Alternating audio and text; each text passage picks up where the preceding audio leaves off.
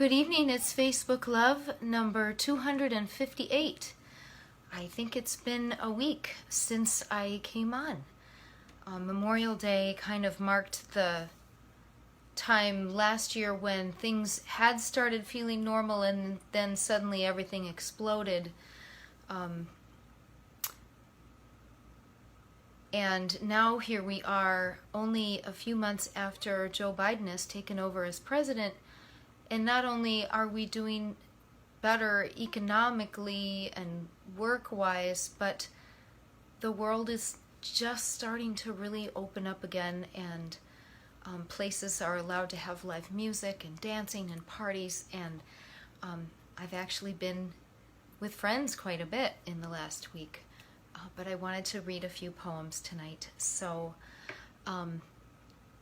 it's Pride Month, so I'm going to do one by Jericho and I'm doing one that's sort of just about love and feelings, because things feel just a little more normal again, and I was feeling so much pleasure and happiness today just walking amongst the blooming flowers and the shrubs and the smell of the white lilacs, and I thought, oh, I am like a goldfish swimming in a bowl, very aware of the water and grateful. So, this first one by Jericho is called Psalm 150. Some folks fool themselves into believing, but I know what I know once.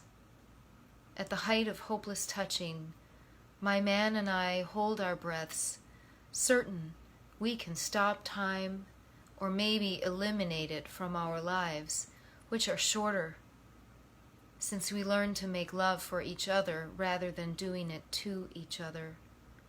As for praise and worship, I prefer the latter. Only memory makes us kneel, silent and still. Hear me? Thunder scares. Lightning lets us see.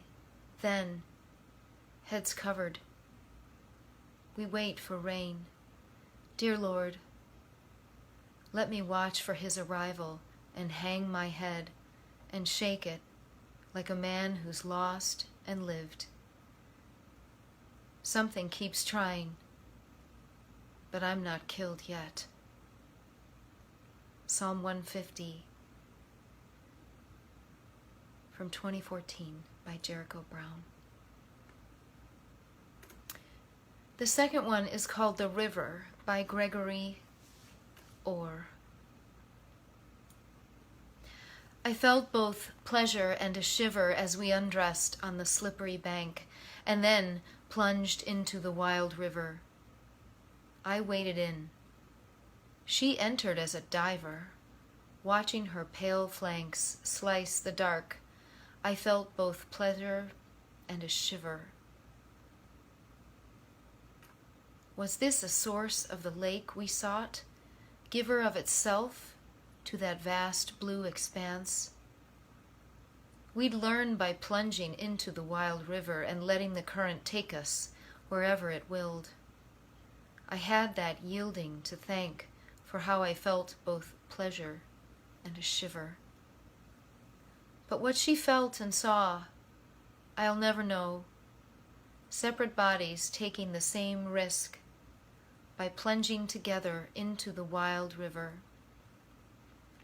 Later, past the rapids, we paused to consider if chance or destiny had brought us here, whether it was more than pleasure and a shiver we'd found by plunging into the wild river. The River by Gregory Orr from a collection called The Caged Owl from 2002. I wish you a beautiful weekend. It's sure hot and summery in Chicago, and it's feeling just a little more normal. This is Facebook Love. I'll see you again.